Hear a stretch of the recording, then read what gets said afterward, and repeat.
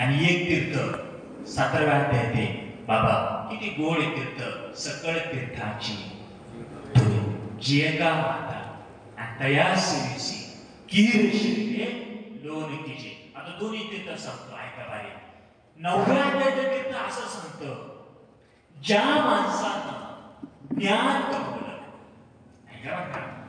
आणि 7व्या अध्यायामध्ये तीर्थ असं सांगतं ज्या माणसानं आई बापाची सेवा केली त्यांनी जगाच्या एकाही तीर्थाला जायचं नाही. का गाथा माय बाप केवळ तिने जावे. एकच वाक्य ध्यानात ठेवायचं. ज्याच्या पाठीवरती आईचा हात आहे, ज्याच्या पाठीवरती बाबाचा हात आहे, त्यांनी जगाच्या एकाही तीर्थाला जायचं नाही. सगळी तीर्थ त्यांच्या पायात आहे. अशी सोज्वळ माता, गोड स्वभावाची माता, प्रेमळ माता, एक कष्ट करणारी माता आमच्या सत्यभामा आई 1 वर्षभरापूर्वी ह्याच्यानंतर निघून गेल्या. त्याचमध्ये आमच्या अशोक दादा, राजेंद्र दादा, प्रकाश दादा या 3 मुलांनी आपल्या आईचा सोहळा एवढा गोड केला. तरी आपल्याला गेलेली माता त्या 3 मुलांना, एका मुलीला स्वर्गातून सुद्धा आशीर्वाद दिल्याशिवाय त्यांना नाही. ती कोणी करीत नाही. एवढा मोठा सोहळा केला आणि हा आनंद तुम्हाला होतो याच्यात नवल नाही. हा आनंद पंढरपुराच्या मालकाला सुद्धा होतो ना. तयाचा हरी कवटे पुढी कन्यापुत्र होतीचे सात्विक तयाचा हरिक वाटे देवा. म्हणून आपणा सर्वांच्या वतीनं त्या मातेला भावपूर्ण श्रद्धांजली आदरांजली व्यक्त करतो आणि अभंगाकडे प्रवेश करतो. ऐका, अभंग फार गोड आहे महाराज. चोखोबारायांचा अभंग आहे आणि हा अभंग विश्वनाथजी महाराज मृत्यूसार प्रकरण पटवून देणारा आहे. मृत्यूसार प्रकरणाचा अभंग खूप गोड अभंग आहे. आजच्या अभंगामध्ये अधिकार संपन्न चोखोबाराया जड जीवाला, सगळं सामान्य माणसाला, प्रत्येक जीवाला एकच उपदेश करतात. काय उपदेश करतात? की माणसाच्या आयुष्याची माळ तुटल्याच्या नंतर ती पुन्हा जोडता येत नाही. हा एवढाच उपदेश आपल्याला शिकायचा चोखोबारायांचा. माणसाच्या आयुष्याची माळ एकदा की तुटली की ती पुन्हा जोडता येत नाही. अभंगाची सुरुवातच इतकी गोड आहे. तुटला आयुष्याचा दोरा ये रवा पसारा. माणसाच्या आयुष्याची माळ तुटली रे तुटली की ती पुन्हा जोडता येत नाही. मग आयुष्याची माळ का तुटते त्याचं उत्तर आता सांगतो ऐका. सगळी माणसं माझ्यासमोर बसलेली, खुर्चीवर बसलेली, खाली बसलेली सगळी मंडळी, मला उत्तर द्या. तुम्ही आणि मी प्रत्येक ठिकाणी सत्ता गाजवतो साहेब, देशमुख साहेब. प्रत्येक ठिकाणी सत्ता गाजवतो आपण. डेरेमध्ये प्रत्येक ठिकाणी गाडी, बंगला, सत्ता, संपत्ती, प्रतिष्ठा, ऐश्वर्य, सोनं, नाणं, सगळ्या ठिकाणी सत्ता गाजवतो. पण माझ्या एका प्रश्नाचं उत्तर द्या. हे शरीर आपलं आहे. महिला मंडळ, शरीर आपलं आहे. शरीर आपलं आहे. मला सांगा, शरीर आपलं आहे. आपल्या शरीरावरती आपली सत्ता आहे का? आहे का? आहे का? शरीर तर आपलं आहे. आहे आपलं आहे. हात आपला आहे, पाय आपला आहे, डोळा आपला आहे, कान आपलं आहे, नाक आपलं आहे, तोंड आपलं आहे, सगळं आपलं आहे. पण आपल्या शरीरावर आपली सत्ता आहे का? नाही ना, नाही. आणि जर या शरीरावर जर आपली सत्ता जर असती, तुम्ही सगळे माणसं विचार करा, कुणी मुकं झालं नसतं, कुणी बैर झालं नसतं, कुणी आंधळ झालं नसतं, कुणी पांगळ झालं नसतं, पुढे जाऊन सांगू कुणी म्हातारं सुद्धा झालं नसतं. हे घडतंय का? घडतंय एकच कारण आहे बाबा. तुम्ही सगळ्या ठिकाणी सत्ता गाजवशाल. शरीर जरी तुमचं असं, माझं असं, आपलं असं, पण आपल्या शरीरावर आपली सत्ता नाही सत्ता. मग कुणाची? कुणाची? एकाची सत्ता याची. काय प्रमाण गोड आहे बाबा. देह हे धन आणि येथे मनुष्याचे. काय आपल्या हातात? काय हातात? काय जन्म आपल्या हातात नाही. मृत्यू आपल्या हातात नाही. कधी जन्माला यायचं हातात नाही. इथून कधीही जायचं हातात नाही. म्हणजे कुणाच्या हातात आहे? 9वा अध्याय. म्या बोलविल्या वेदू बोले, म्या जागविल्या सूर्य जागे. त्याच्या खालची ओळी अशी सांगते बाबा. पर्वता पैसता न सांगावे, समुद्राने रेखा न ओलांडावी. ओव्याचा अर्थ किती गोड आहे. पर्वतानं कधी जागा सोडू नये, समुद्रानं त्याची मर्यादा ओलांडू नये. 3.5 हाताच्या चमड्याच्या शरीरानं आयुष्यामध्ये माझं कधी काय होईल याची चिंता करू नये. का? आणि तुला जन्माला घालणारा तोच आहे, सांभाळणारा तोच आहे, संपवणारा तोच आहे, उत्पत्ती तोच आहे, स्थिती तोच आहे, लयही तोच आहे. किती प्रमाणे चाले हे शरीर कोणाची असते, कोण बोलवितो हरिविन, कोण आहे तोच आहे. देखवी ऐकवी एक नारायण गाथा, त्याची सत्ता किती आहे. वृक्षाची पान हाले ज्याची सत्ता, राहिली अहंता मग कोठे. म्हणजे सगळं जगत त्याच्या हातात आहे. त्यानं आपल्याला निर्माण केलंय, आपण त्याची व्यक्त चिंता करायची का करायची? का करायची? 8व्या अध्यायामध्ये इतक्या गोड होय बाबा, सुंदर गोड होय. माऊलींचं म्हणणं आहे 8व्या अध्यायामध्ये, लाकूड जळालं त्याची राख झाली. काही करा, राखेचं लाकूड होत नाही होत. ऊसाची साखर होईल, साखरेचा ऊस होत नाही. लोखंडाचं सोनं होईल, बरीच लागला तर सोन्याचं लोखंड होत नाही. दुधाचं लोणी होईल, लोण्याचं दूध होत नाही. ऐका आता होऊया 8व्या अध्यायामध्ये 22व्या श्लोकामध्ये 198 नंबर श्लोक अशी, राखीचं लाकूड होत नाही. 199 नंबर श्लोक अशी आहे, ऊसाची साखर होईल, साखरेचा ऊस होत नाही. 200 नंबर श्लोक अशी आहे, लोहाचे कणक जहारे, म्हणजे लोखंडाचं सोनं झालं, बरीच लागल्यामुळं, पण काही करा सोन्याचं लोखंड होत नाही. आणि 201 नंबर श्लोक अशी आहे, दुधाचं लोणी होईल, लोण्याचं दूध होत नाही. या सगळ्या ओव्यांचा अर्थ एकच आहे, बाबा हो, तुम्ही आणि मी निमित्त आहे. आपण निमित्त आहे, करून घेणारा तो. ज्या दिवशी आपल्याला कळेल त्या दिवशी जीवाला दुःख येणार नाही. आणि हे जोपर्यंत आपल्याला कळत नाही तोपर्यंत जीव दुःख भोगल्याशिवाय ह्या जीवाला जर सुख मिळवायचं असेल, या जीवाने त्या शिवाकडे गेलं पाहिजे. कसं गेलं पाहिजे त्याच्यासाठी मूवी आहे. 3रा अध्याय असा सांगतो, तुम्ही देवा ते भजा, देव तुम्हा तृष्टवे, परस्पर घडेल प्रीतीचे. पण हे केव्हा घडेल? त्याच्या खालची ओवी आहे, आज्ञापक वाद वाचा सिद्धी भगवान. यानं बराय म्हणते, वाणीमध्ये इतकी ताकद आहे, फक्त तुम्ही त्याला भजा. कारण ह्या जीवाने शिवाला शरण केलं तर जीव सुखी होईल, जीवाने जर झाडाला शरण केलं जीव दुःखी होईल. पण हा जीव असा आहे, शिवाला शरण जात नाही, झाडाला शरण केल्याशिवाय राहत नाही. सांगा रे महाराज, तुमच्याकडे 1 किलो सोनं आहे, 1 किलो सोनं जड आहे की जीव आहे? सोनं जड आहे की जीव आहे? सोनं कसं? जीव आहे की जड आहे? जडच आहे, सोनं जड आहे. आणि हा जीव आहे, सोनं जड आहे. तुमच्याकडं पोतभर पैशाचं बंडल आहे, नोटांचं बंडल आहे, त्या नोटा जड आहे की जीव आहे? जड.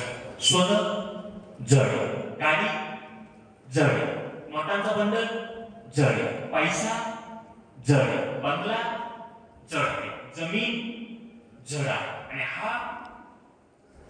हा जीव आहे, हा जीव आहे. हा जीव काय करतो? शिवाशी संबंध करीत नाही, आणि इथं जडाशी संबंध केल्याशिवाय राहत नाही. असं घडलं कसं आहे, तुमच्या कोतुळ गावामध्ये मालक मेला आणि बंगला रडला नाही ना बनू शकत का? बंगला जड आहे, घडलं का? मालक मेला आणि 20 गुंठे जमीन स्मशानभूमीपर्यंत अशी पळत निघाली नाही का? बंगला जड आहे, गाडी जड आहे, पैसा जड आहे, सोनं जड आहे, आणि हा जीव आहे. ये जीवा, आणि तू खरा शिव होण्यासाठी आला म्हणून तू त्या शिवाची काय? तुम्ही देवा ते भजा, देव तुम्हाला तृष्ट आहे, परस्पर घडेल प्रीतीचे. तुला शिवाशिवाय महाराजांचं प्रमाण उभं राहायचं. तुका म्हणे, तुझ सोडविना कोणी, तो सोडवणार एकाची कृपाने. वाचून त्याची सत्ता मी तुम्हाला सांगितली. तुझी या सत्तेने मी दासी बोल. सूर्याचे सारखे ऐसा तो समर्थ ब्रह्मांडाचा धनी कोठे आहे तो आहे कोठे जम्बू नावाचं द्वीप आहे, धर्म नावाचं नगर आहे, पंढरपूर नावाचं गाव आहे. गावामध्ये एक पाटील आहे, त्या पाटलाचं नाव विठो पाटील आहे. सगळ्यांच्या प्रमाणात पाठ आहे. जम्बू या द्वीपामाची पंढरपूर गाव धर्माचे नगर रेखा विठो पाटील त्याचे नाव हे जगतावर याची सत्ता आहे. त्याने याला निर्माण केलं, याला जन्माला घातलंय. यांनी त्याची निर्देशकता करू नये. एकदा आयुष्याची मान तुटली रे की पुन्हा जोडता येत नाही, नाही जोडता येत. तुमच्याकडे सत्ता आहे असू द्या, तुमच्याकडे पद आहे असू द्या, तुमच्याकडे धन आहे असू द्या, शेवटच्या क्षणी काहीच कामा येत नाही. पद कामा येत नाही, धन कामा येत नाही, सत्ता कामा येत नाही, संपत्ती कामा येत नाही, प्रतिष्ठा कामा येत नाही, काहीच कामा येत नाही. एकदा ती मान तुटली रे तुटली की पुन्हा ताकद जोडण्याची पुन्हा तेच नाही. तुम्हाला मोठ्यांची उदाहरण सांगतो महाराज, मोठ्यांची उदाहरणे. कृष्णाजी महाराज भारताचा सम्राट होता धृतराष्ट्र. भारताचा सम्राट होता धृतराष्ट्र. त्याची ताकद इतकी होती, 100 मुलांचा बाप होता भारताचा सम्राट. एका शब्दामध्ये साहेब आपला भारत हरायचा. धृतराष्ट्राचा 100 मुलांचा बाप होता, भारताचा सम्राट होता. कर्मगती कधी कुणाला चुकले नाही. मृत्यू समयाच्या वेळेला अक्षरशः शेवटच्या क्षणी त्याच्यावरती वेळ अशी आली, दुसऱ्याच्या घरच्या भाकरी खाण्याची. आणि कुणाच्या खाल्या आयुष्यभर ज्यांच्याशी दुश्मनी केली त्यांच्या घरी हा गडी जेवायला होता. धृतराष्ट्र भारताचा सम्राट एका काळचा, 100 पोरांचा बाप, भारताचा सम्राट. तो शेवटच्या क्षणी दुसऱ्याच्या घरच्या भाकरी खायला लागल्या आणि मृत्यू असताना त्याला मृत्यू असताना राजवाडा सोडला आणि धृतराष्ट्र अरण्यात निघून गेला. अरण्यात निघून गेला. हातात काठी नाही, डोळ्याने दिसत नाही, कानाने ऐकू येत नाही. तोल गेला धृतराष्ट्राचा, तरफडला. हातातली काठी खाली पडली, तरफडला धृतराष्ट्र. उठायला गेला, एका झाडाच्या फांदीला धरलं. पण इतका पापी होता हा धृतराष्ट्र, धरलेल्या झाडाच्या फांदीला सुद्धा आग लागली. भारताचा सम्राट, 100 पोरांचा बाप अरण्यात जळून मेला. चुकवता येत नाही. एकदा ती मान तुटली रे तुटली, पुन्हा जोडता येत नाही. दुसरं उदाहरण ऐका. लंकेचा राजा रावण होता. लंकेचा राजा रावण होता. त्याची संपत्ती सगळ्यांना माहिती, अख्खी लंका सोन्याची होती. लंकेचा राजा रावण होता, अख्खी लंका सोन्याची होती. ताकद इतकी होती त्याच्यात. पाठीमागे थोडी बडबड कमी करा, बडबड कमी करा, येणारे शांत बसा. ताकद इतकी होती, इतकी ताकद होती, तीच होती देव त्याने बंदीशाळेमध्ये ठेवले होते. ऐका बरं का आता. लंकेचा राजा रावण होता. लंकेचा राजा रावण होता. अख्खी लंका सोन्याची होती. ताकद इतकी, तीच होती देव बंदीशाळेमध्ये. पण तुकोबारायला म्हणावंच लागलं, सांगा ते कवडी गेली नाही. म्हणजे लंका सोन्याची होती, त्याला सुद्धा जावं लागलं. म्हणून तुकोबारायला म्हणावं लागलं, येत नाही येरती पामर, जो आला तो जाणार, सत्ता कामा येत नाही. अजून उदाहरण सांगतो, तुझं थोडं बारकाई नाही का. पाठीमागं भिक्षक करू नका. पाठीमागची मंडळी ऐका. आता पुन्हा कुणाला जावं लागलं आणि पुन्हा कुणाची किती मोठी सत्ता होती.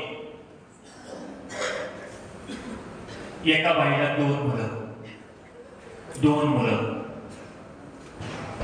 पण आपल्या मुलांसाठी नाही ना, विद्वान होती, अधिकारी होती. 2 मुलं. त्या मुलांची नावं होती. एका मुलाचं नाव होतं अरुण आणि एका मुलाचं नाव होतं गरुड. साहेब त्यांची कामं होती, कामं अशी होती साहेब. एका मुलाचं काम होतं भगवान सूर्य नावाचा रथ हाकणे आणि 2 नंबरच्या मुलानं काम केलं. पंढरपुराच्या मालकाला पाठीवरती घेतलं. त्याची नावं सूर्यनारायणाचा रथ ज्याला हाकला त्याचं नाव आहे अरुण. आणि पंढरपुराच्या मालकाला पाठीवरती घेतलं त्याचं नाव आहे गरुड. म्हणून सकाळच्या काकड्यामध्ये गरुडाची पाळी ठेवी भिडो का देवाचं वाहन गरुड. 2 मुलं.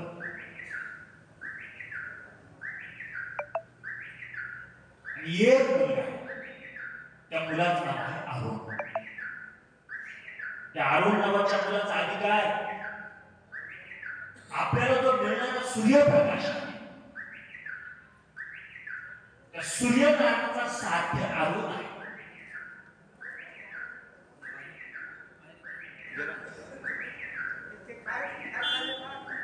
गेली गाडी माग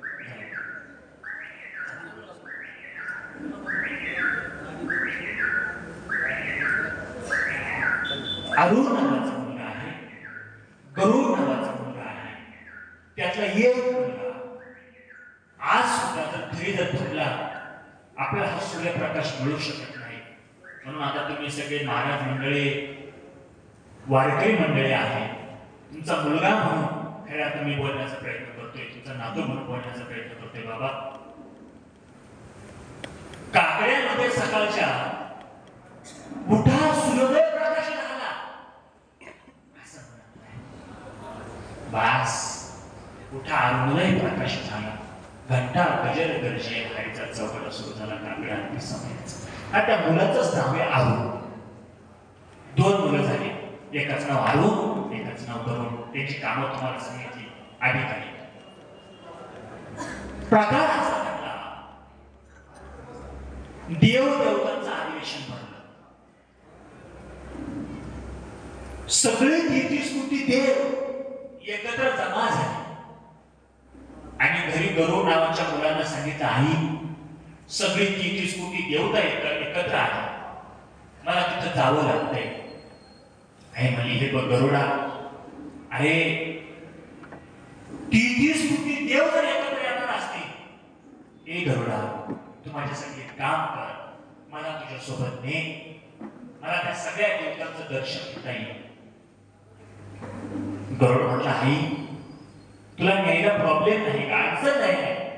ऐक ना, काय तुझं वय झालंय, शरीर थकलंय, तुला चालता येत नाही आहे, बोलता येत नाही, दिसत नाही, तू माझ्यासोबत राह, तुला त्रास होईल नाही, तू माझ्यासोबत येऊ नको. आईने हट्ट धरला. गरुडा, असं नाही, सगळे 33 कोटी देव एकत्र आले, सगळ्यांचं मला दर्शन घेतलंय, मला तुझ्यासोबत घे. गरुड मातृभक्त होतं. गरुडाने काय केलं, आईला पाठीवरती घेतलं आणि स्वर्गामध्ये ज्या ठिकाणी 33 कोटी देव एकत्र आले त्या ठिकाणी आले.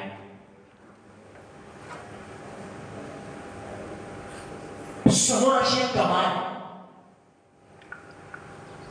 आणि त्या कमानीवरती एक बोर्ड लिहिलेले. काय बोर्ड होता ऐका, या ठिकाणी महिलांना आतमध्ये प्रवेश दिला जाणार नाही. गरुडाने बोर्ड वाचला आणि आईला सांगितलं, आई, मी तुला सांगत होतो, तू माझ्यासोबत येऊ नको. आई म्हणली, का? गरुड म्हटलं, काही नाही, बोर्ड वाच. काय? या ठिकाणी आतमध्ये महिलांना प्रवेश मिळणार नाही. आई म्हणली, का रे बाबा, मी तुझी आई आहे, तुझ्या पाठीवरती जगाचा बाप देव बसतो, मी तुझी आई आहे, मला नाकारता येतो. गरुड म्हटलं, काही तसं इथं साक्षात आतमध्ये लक्ष्मीला सुद्धा प्रवेश नाही, तुझा काय विषय? आई म्हणली, ठीक, मी बाहेर थांबते, अधिवेशन संपल्यानंतर सगळी देव देवता याच कामाने तू बाहेर जाईल, त्यावेळेस मी दर्शन घेईन, मी बाहेर थांबते. गरुड नावाचा मुलगा आतमध्ये निघून गेला आणि त्या आईला बाहेर एक बाबळीच्या झाडाच्या सावलीला बसवलं. गरुडाने गरुड आतमध्ये गेला. प्रकार असा घडला, तिथं एक 10-5 मिनिटांनी एक यम नावाची व्यक्ती आहे. यम यम येतात कशाने? यमाचं वाहन यमाचं वाहन रेड्यावरती बसून यम आला आणि ज्या झाडाच्या सावलीला गरुडाची आई बसलेली होती त्या झाडाच्या खोडाला त्या यमाने त्याचं वाहन रेडा बांधला आणि गरुडाच्या आईकडे असं स्मित हास्य केलं आणि तो यम आतमध्ये निघून गेला. प्रॉब्लेम झाला. यम माझ्याकडे बघून हसला, याचा अर्थ माझ्या जीवाला धोका आहे. आणि यम तसा हसू शकत नाही. आईनं काय केलं, समोरच्या चौकदारला बोलवलं. चौकदारला सांगितलं, हे चौकदारा, 3 नंबरच्या खोलीमध्ये माझा गरुड नावाचा मुलगा बसलाय, त्याला माझ्यापर्यंत बोलव. गरुड आतमध्ये गेला. चौकदार गरुडाला बोलवलं. गरुडाने विचारलं, अगं तुला झालं काय? आईने सांगितलं, काही नाही बाबा, तू यम माझ्याकडे बघून हसलाय, याचा अर्थ असा माझ्या जीवाला इथं धोका आहे. गरुडाने सांगितलं, आई अगं यम ज्याला घाबरतोय त्याला देव मानतात. यम देवाला घाबरतो, तो देव माझ्या पाठीवरती बसतोय, तू माझी आई आहे, घाबरती कशाला? एवढा मोठा वशील आहे आपल्याकडे, देवच माझ्या पाठीवरती बसतोय, तू यमाला का घाबरते? आई म्हणजे, बाबा तसं नाही. का? त्याच्या कार्याकडे कोणी सुटणार नाही, कुणी सुटणार नाही. मग गरुड म्हटलं, अगं मी करू का? आई म्हणजे, काहीच करू नको, एक काम कर, मी सांगते, मला पाठीवरती घे आणि हिमालयाच्या पायथ्याशी मला नेऊन ठेव. का? तिथं सुंदर तरी शीतल असं वातावरण आहे, त्या गुहेत मला नेऊन ठेव. आता ऐका, गरुडाने आईला पाठीवरती घेतलं आणि स्वर्ग ते हिमालय 11 सेकंदामध्ये आणून ठेवलं. आणि हा गरुड नावाचा मुलगा पुन्हा अधिवेशनात हजर झाला. अधिवेशन संपलं सगळ्या देवदेवतांचं. संपल्याच्या नंतर त्या गरुडाने यमाची गाठ घेतली. यमाला सांगितलं, का रे यमा, ए यमा, अरे तू माझ्या आईकडे बघून का हसलास? हसण्याचं कारण काय? का हसलास तू माझ्या आईकडे बघून? त्यावेळेस त्या यमाने सांगितलं, गरुडा, अरे मी तुझ्या आईकडे बघून याच्याकरता हसलो होतो की एक 10-5 मिनिटापूर्वी तुझ्या आईचा मृत्यू, हा मृत्यू हिमालयाच्या पायथ्याशी होता आणि याच्याकरता बघून हसलो की इथं कसं काय? याने विचार केला, मीच मृत्यू. आता ऐका, अरुण नावाचा मुलगा, गरुड नावाचा मुलगा, ते हिमालयाच्या पायथ्याशी ज्यावेळेस जातात, संपूर्ण तरी कोसळलेले असते, आईचा मृत्यू झालेला असतो. अरुण नावाचा मुलगा, गरुड नावाचा मुलगा आपल्या आईचं प्रेत एका सफेद कापडामध्ये गुंडाळतात. गुंडाळलेलं प्रेत परमात्म्याच्या चरणाजवळ ठेवतात. देवाला सांगतात, देवा, उभ्या आयुष्यामध्ये तुझी सेवा करताना कधी पगाराची अपेक्षा केली नाही, कधी पैशाची अपेक्षा केली नाही, कधी मानाची अपेक्षा केली नाही. ए देवा, तुझ्या माझ्या पाठीवरती तू बसतोय, कधी रुपया मागितला नाही, कधी पगार मागितला नाही, पण ए देवा, यम तुझ्या हातात आहे, काय तुझ्या ताब्यात आहे. आम्ही तर निष्काम सेवा केली, निष्काम सेवेच्या बदल्यामध्ये दोनही मुलं आज तुझ्याकडे देवा एक मागणं मागतोय रे, फक्त गेलेली आमची आई आम्हाला परत द्या. परमात्म्याने दोनही मुलांच्या डोळ्यांचं अश्रू पुसलं आणि सांगितलं, अरुणा, आई जिवंत करायला हरकत नाही, हरकत नाही, पण 7व्या अवतारामध्ये मी वनवासात असताना मी माझ्या दशरथ राजाला का मरू दिला असतं? का मरू दिला असतं? जर मला आई जिवंत करता येत असती तर मला माझा बाप जिवंत करता आला नसता का? आता ऐका, एक मुलगा भगवान सूर्यनारायणाचा रथ हाकतोय, एक मुलगा जगाच्या बापाला पाठीवरती घेतोय, तर त्यांच्याही आईच्या आयुष्याची मान तुटल्याच्या नंतर की त्याला सुद्धा सोडता आली नाही. चोखोबर आहे, पुरावा देता, तुटला आयुष्याचा मुलगा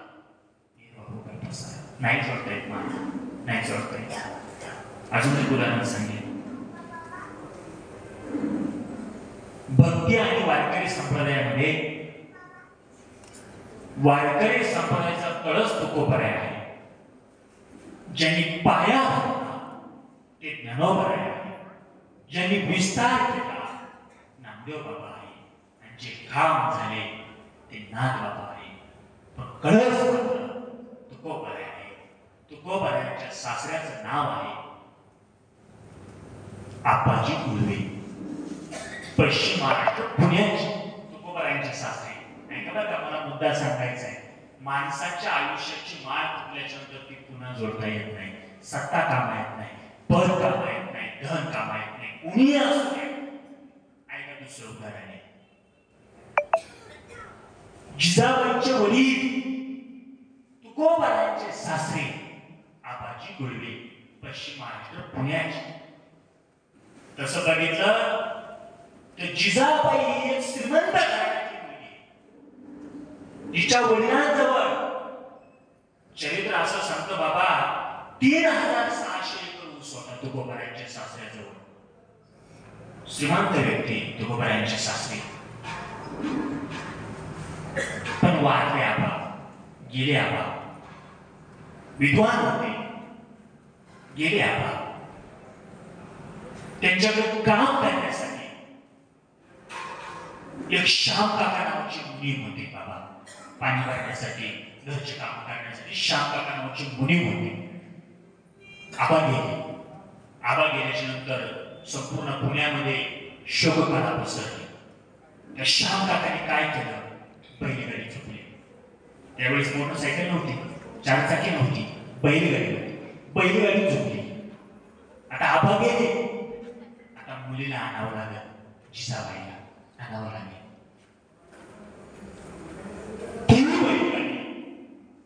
देहूला आली.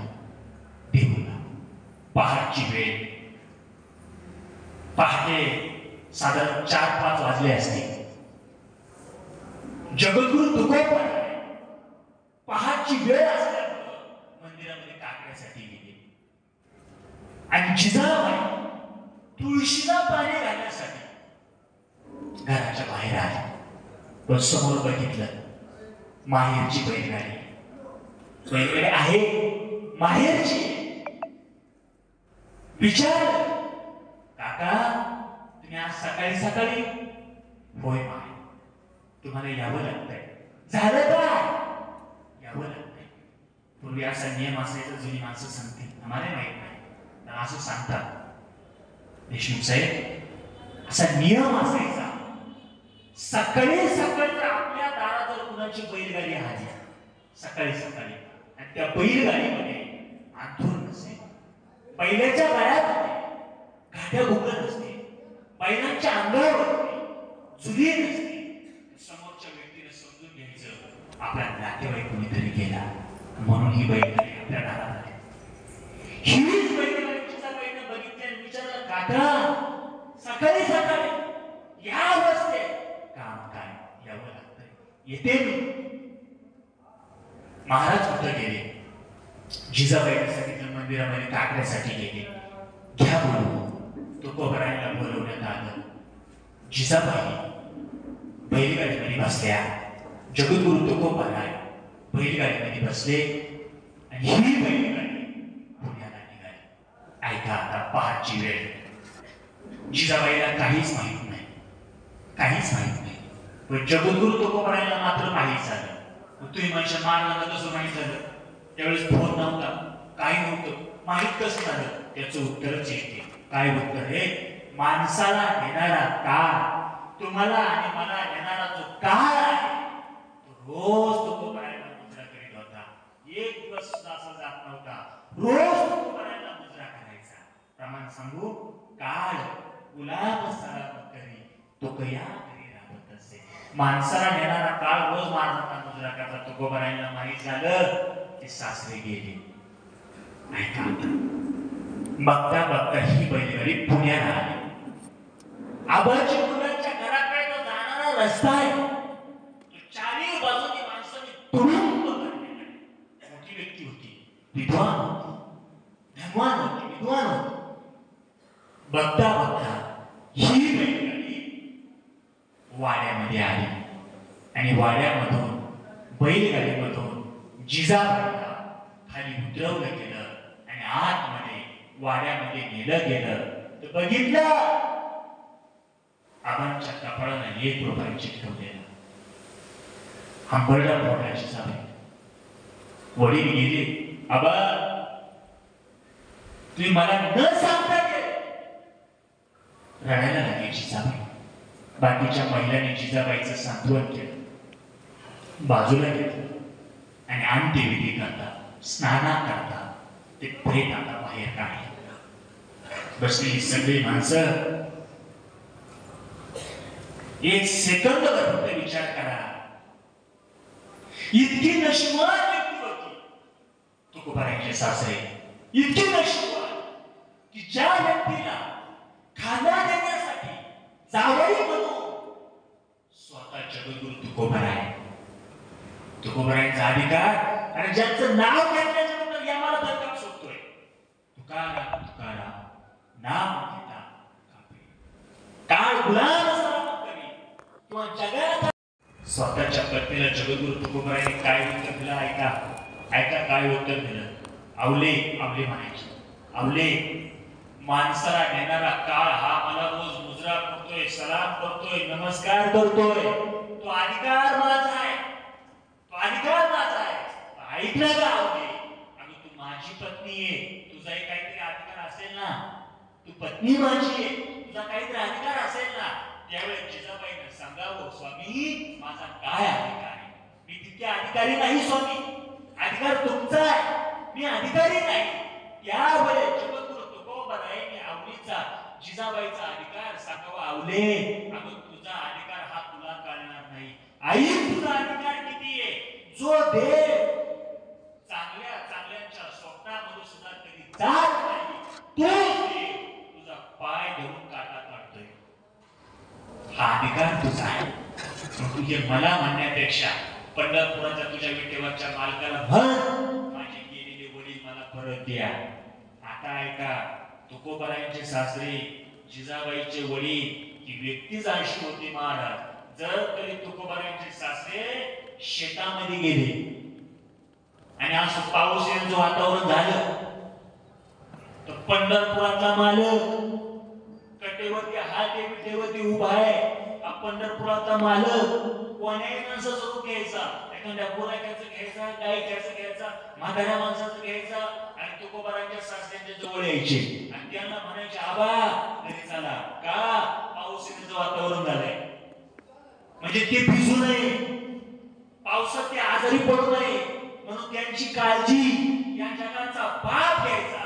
तर त्यांच्याही आयुष्याची माळ फुटल्याच्या नंतर त्याला सुद्धा जोडता आली नाही. कुठला आयुष्याचा ये बाहुला बसाडा आणि त्याला जोडून उभी घ्यायची दुसऱ्या जातीची.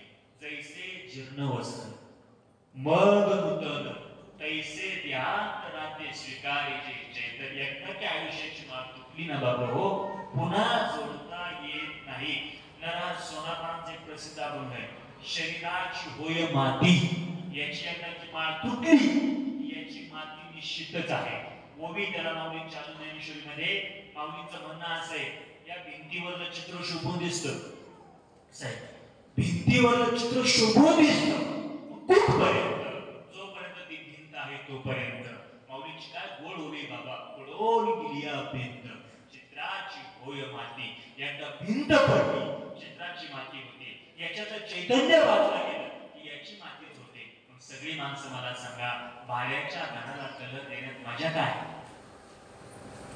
भाड्याच्या घराला कलर देण्यात मजा काय. ती एक दिवस खालीच करायचंय, एक दिवस सोडायचंय. याची काही गॅरंटी का. क्षणभंगुर नाही भरोसा. वारे सावध थोडा माया. सगळ्याची गॅरंटी देता येईल महाराज. याची गॅरंटी देता येणार नाही. एकदा ती माणसाच्या आयुष्याची माळ तुटल्याच्या नंतर ती पुन्हा जोडता येत नाही. मला सांगा कसा प्रश्न. मला सांगा नाही जोडता येत. कितीतरी उदाहरण देता येते महाराज. तुम्ही म्हणशाल महाराज माणसाच्या आयुष्याची माळ तुटल्याच्या नंतर जोडता काय येत नाही. आणि त्याची उत्तर सांगतो. त्याची उत्तर सांगतो का जोडता येत नाही. ऐका उत्तर. तुमच्या माझ्या प्रारब्धामध्ये ऐका आता सगळे विद्वान आहेत तुम्ही माझ्या समोर बसलेले. तुमच्या माझ्या प्रारब्धामध्ये जी गोष्ट आहे ती घडणारच आहे. घडणारच का. तुम्ही आणि मी सगळं बदलू शकतो. प्रारब्ध बदलू शकत नाही. नाही बदलू शकत. आपली गाडी गेली घेऊ शकतो, बंगला गेला घेऊ शकतो, जमीन गेली घेऊ शकतो, पैसा गेला कमवू शकतो, सगळं बदलू शकतो. प्रारब्ध हे कधी कुणाचं बदलवता येत नाही. प्रारब्ध तुम्हाला मला बदलवता येत नाही याच्यात नवल नाही. प्रारब्ध त्याला सुद्धा बदलवता आलं नाही. प्रमाण देईन मी. प्रारब्धाचा ठेवा न चुके. ब्रह्मदेवाला प्रारब्ध चुकवता येत नसत. तुमची माझी काय कथा आहे. दशरथ राजाच्या पोटी प्रभू रामचंद्र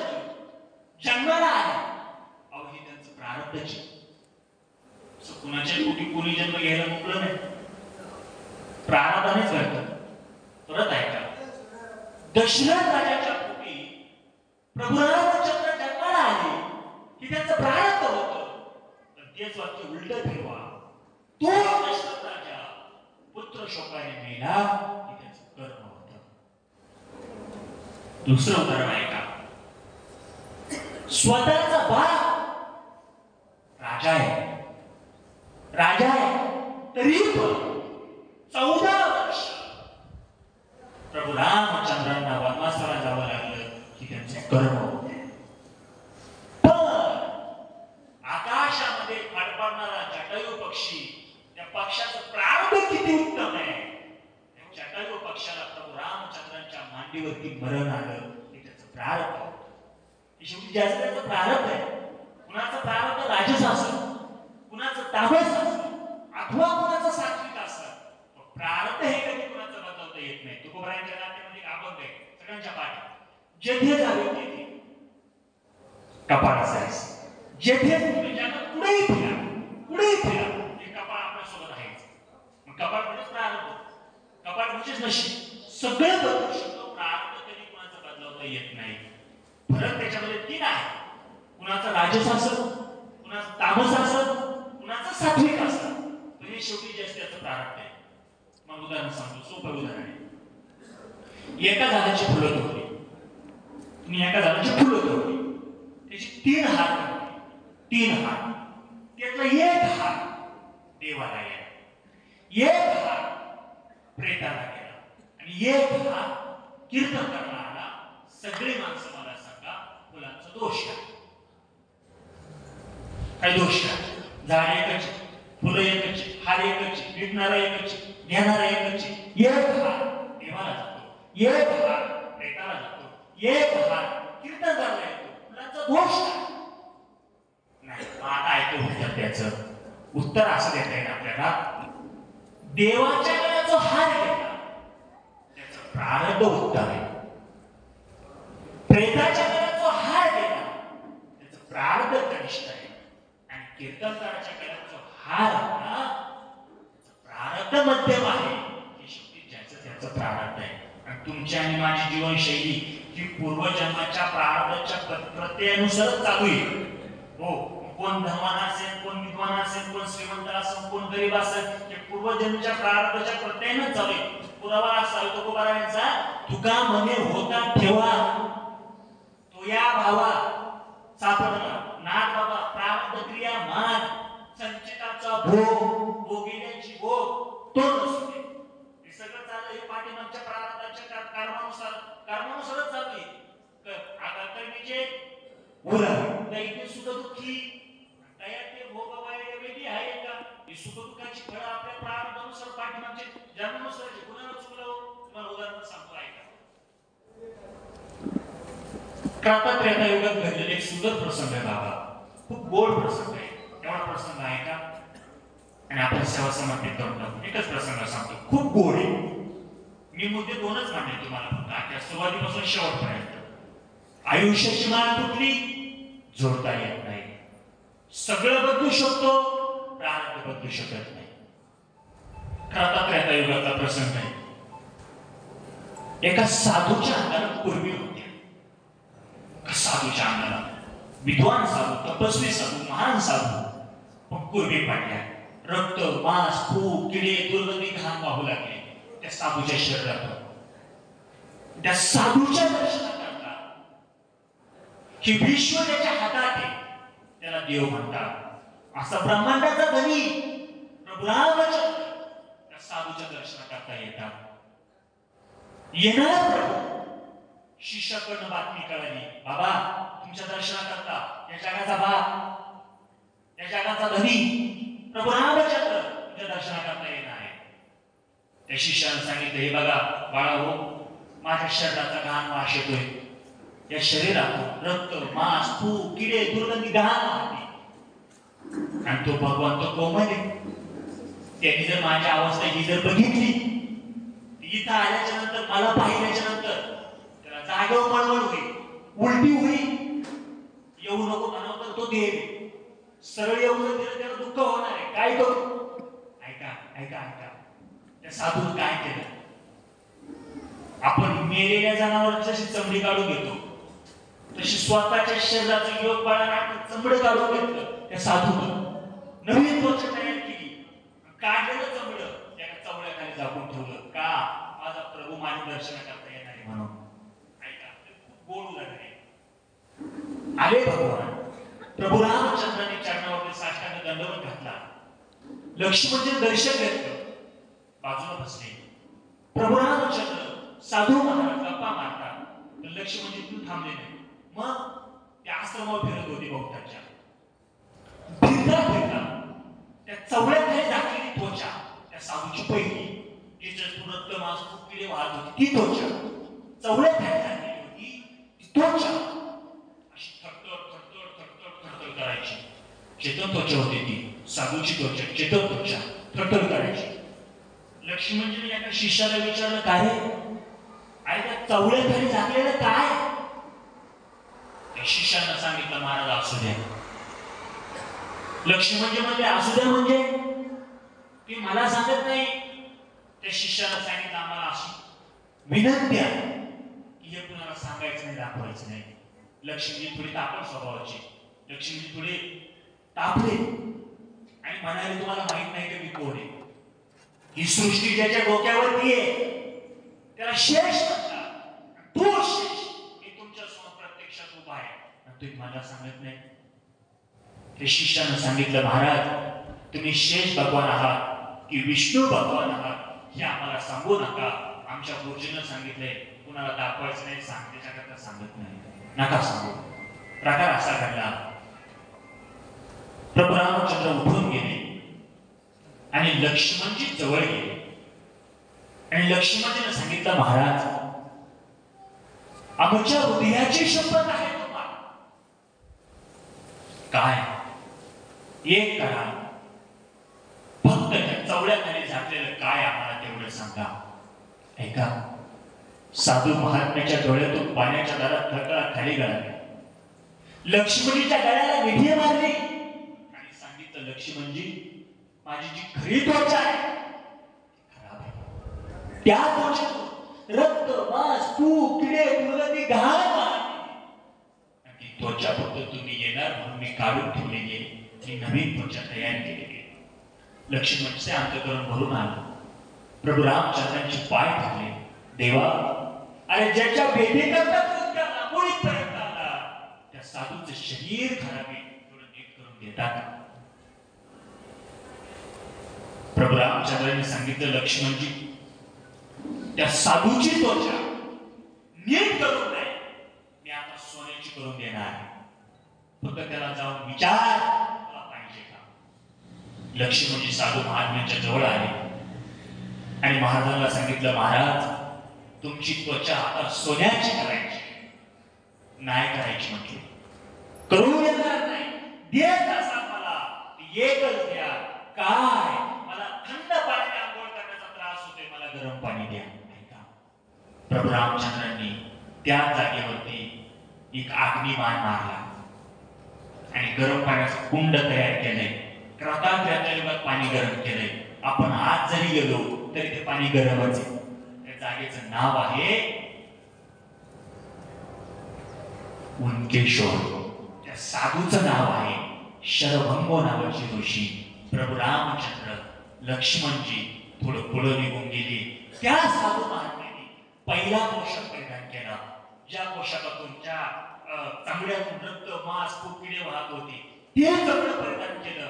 लक्ष्मणजीनं पाठीमागं वळून बघितलं, त्या साधूच्या जीवाची वेदना आणि शरीराची तळमळ बघितल्याच्या नंतर लक्ष्मणजीचं अंतःकरण भरून आलं आणि दुरून विचारलं, काहो महाराज, जगाचा बाप तुम्हाला सोन्याची त्वचा देत होता, तुम्ही का घेतली नाही?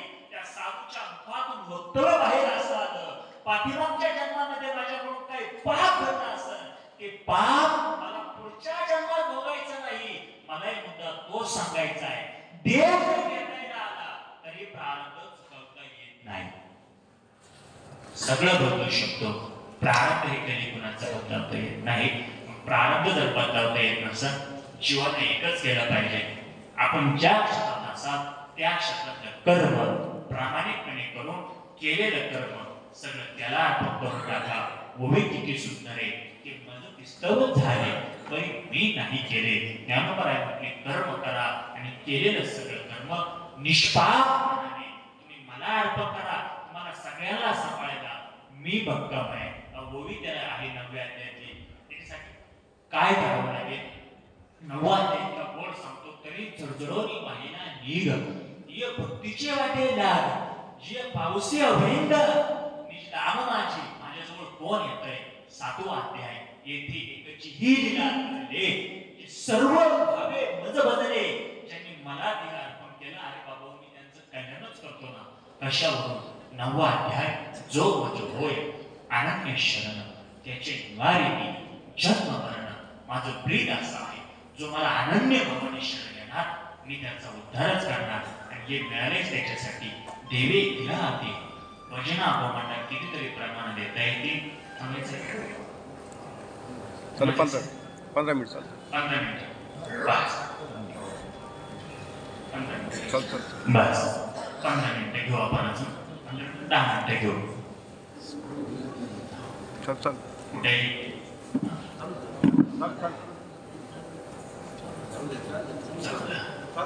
माझ्यामुळे तुम्हाला उशीर नको. कारण बोलणारे श्रद्धांजली देणारे भरपूर खूप मान्यवर या ठिकाणी आहे म्हणून मी म्हटलं. ऐका सगळं बदलत आहे. जीव हा प्रार्थ कधी बदलू शकत नाही. का बदलू शकत नाही? 3.5 हाताचा नद्य आपल्याला प्रारब्धामुळे भेटला, कर्मामुळे भेटला आणि म्हणून जीव प्रारब्ध बदलू शकत नाही. तर त्याची मी पुरावे देतो किंवा ओवी सांगतो, एखादं प्रमाण सांगतो. 3.5 हाताचा नदी आपल्याला मिळाला. महाराजांनी याला पहिलं कारण सांगितलं प्रारब्धामुळे 3.5 हाताचं शरीर आपल्याला मिळालं. दुसरं कारण सांगितलं कर्मामुळे हे शरीर आपल्याला मिळालं. तिसरं कारण सांगितलं पापामुळे हे शरीर आपल्याला मिळालं. चौथं कारण सांगितलं वासनेमुळे हा जन्म आपल्याला घ्यावा लागला. कर्मामुळे जर मिळालं म्हणावं तर दुसरा अध्याय सांगतो आगा कर्मीचे मगाशी जोडी झाली उरावे तरी ते सुख दुःखी फळावे. म्हणजे कर्मामुळे शरीर मिळालं. दुसरं कारण सांगितलं पापामुळे शरीर मिळालं. गाथा असं सांगतो जन्म येणे घडे पातकाचे मूळ संचिताचे फळ दुसऱ्याचे नाही आपोलिया. म्हणजे कर्मामुळे शरीर मिळालं, पापामुळे शरीर मिळालं. आणि नाथ बाबा सांगतात जन्म घेणे लागे वासनेच्या संगे. म्हणजे पापामुळे नरशरीर आहे, कर्मामुळे नरशरीर आहे, वासनेमुळे नरशरीर आहे, प्रारब्धामुळे नरशरीर आहे. सगळं बदलू शकतो, प्रारब्ध बदलू शकत नाही. आयुष्याची माळ कुठली ठाईच समाप्ती झाली जैसी.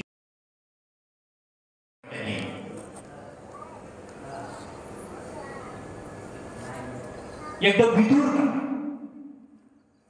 खूप प्रसंग आहे आणि धृतराष्ट्र दोघं जण गप्पा मारत होते. बाबा विदूर काका आणि धृतराष्ट्र दोघं जण गप्पा मारत होते. प्राधान असा लागला धृतराष्ट्राची 100 पोरं मरण पावली धृतराष्ट्राची. आणि विदुराला विचारलं विदुरा माझी 100 पोरं मी दिली का मरण पावली? आता विदूर काका यम धर्माचा अवतार, विदुर काका यम धर्माचा अवतार.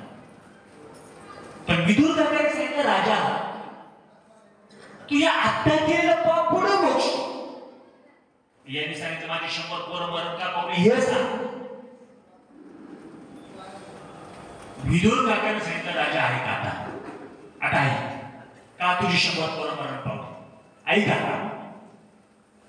पाठीमागच्या 14व्या जन्मामध्ये तू एक राजपुत्र होता, राजाचा मुलगा होता. सत्ता आहे, संपत्ती आहे, प्रतिष्ठा आहे, ऐश्वर्य आहे. आणि तू एका हरणाच्या पाठीमागे लागला. आहेत का 100 पुत्र मरण पावले? बाणा मागून बाण तू सोडायचा, ते बिचारा हरिण बाण चुकवायचा. 50 बाण होते तुझ्याकडे, सगळे बाण तू सोडले पण तुला हरणाची शिकार सापडली. शेवटचा बाण तुझ्याकडे शिल्लक राहिला आणि शेवटचा बाण शिल्लक राहिला म्हणून असा नेम करून तो पळायला सोडला. हरिण बाजूला झाला, तोही बांबूचा फसला आणि तो पण एका झाडावर लागला. राग आला या राजपुत्राला. 50 बाण होते, पण एकही बाण शिकार सापडले नाही. भयानक असा राग आला. तो राजपुत्र घोड्यावरून खाली उतरला. खाली पडलेली एक गारगोटी घेतली, तिचा तुकडा केला आणि घोड्याला ज्यांनी घोडे वापरले त्याला रिकीमा असतात बाबा, बरोबर ना?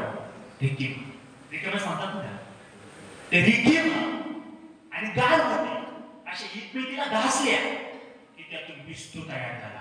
आणि ह्या गाड्यानं काय केलं, उन्हाळ्याचे दिवस अख्खा पर्वत पिटून दिला. कुणी? धृतराष्ट्र 14व्या जन्मात पर्वत पिटून दिला. असा धन धन धन धन धन धन पर्वत जळत होता. वेगवान पडणारे पशु पक्षी आपापल्या शक्तीने उडून जायचे. वेगवान फिरणारे पशु प्राणी आपापल्या शक्तीने निघून जायचे. परंतु महाराज, हा पर्वत जळत जळत जळत जळत जळत जळत एका दरीपर्यंत आला. आणि त्या दरीमध्ये ऐका, एक सर्पिन जणलेली, तिला 100 पिल्ले. सर्पिणीचं असं बेटाळे आणि तिच्या मध्यभागी तिची 100 पिल्ले. हा जळत जळत जळत जळत जळत जळत तिथपर्यंत आला. त्या सर्पिणीला अग्नीची चाहूल लागतात. आपल्या तोंडातल्या वाऱ्यानं तो अग्नी विझवण्याचा प्रयत्न केला, पण अग्नी इतका भयानक होता की तिला त्या आटोपणे शक्य नव्हतं. हे का, ती सर्पिणी अक्षरशः त्या अग्नीमुळे आंधळी आणि आपला जीव वाचवण्यासाठी बिळामध्ये निघून गेली. परंतु त्या अग्नीच्या धक्क्यात तिची 100 पुत्र मरण पावले. तास 2 तासानंतर तो अग्नी शांत झाला. सर्पिन बिळाच्या बाहेर आला. पहाटे ते डोळे आंधळे, आपल्या सरपटणाऱ्या शरीरानं अख्खा भाग तिला चापून बघितला. परंतु लेकरांच्या मनांची जळून जळून राख झाली. पाणी आलं, आकाशाकडे मुख गेलं. सर्पिणीचं भगवंताला जबाब विचारला, ए देवा, अरे कोण अग्नी लावली असेल या पर्वताला? काय गरज असेल या अग्नी लावण्याची? किती मुख्या जीवांचा प्राण तळमळला असेल? मी आंधळी झाली भगवान, आता माझ्या जीवनाची शैली मी जागायची तरी कशी? त्याच वेळेस हा शाप बाहेर पडताच विदुर काका सांगतात, धृतराष्ट्रा, अरे तो अग्नी लावल्यामुळं त्या सर्पिणीची जशी 100 पुत्र मरण पावली, तशी तुझेही 100 कौरव मरण पावले. तू अग्नी लावल्यामुळं त्या सर्पिणीची जशी दोन्ही डोळे आंधळे झाली, तसा तू सुद्धा जन्मतः आंधळा आहे. माणूस सगळं बदलू शकतो. पाठीमागच्या 14व्या जन्मात केलेलं पाप हा धृतराष्ट्र 14व्या जन्मामध्ये द्वापार युगामध्ये घेऊन आला आणि त्या सासलेल्या पापामुळं त्याला ते भोगावा लागलं. नाथ बाबा, प्रारब्ध क्रिया मान संचिताचा भोग भोगिल्याची भोग करून सुटे. तुम्ही आणि मी सगळं बघू शकतो. प्रारब्धाच्या पुढे आपल्याला तीळ मात्र सुद्धा जाता येत नाही. एकदा त्या आयुष्याची माळ तुटले रे तुटले, किती पुन्हा जोडता येत नाही. म्हणून खऱ्या अर्थानं आमच्या सत्यभामा आईची 1 वर्षभरापूर्वी खऱ्या अर्थानं आयुष्याची माळ तुटली आणि म्हणून आमच्या आजीला या ठिकाणी जावं लागलं.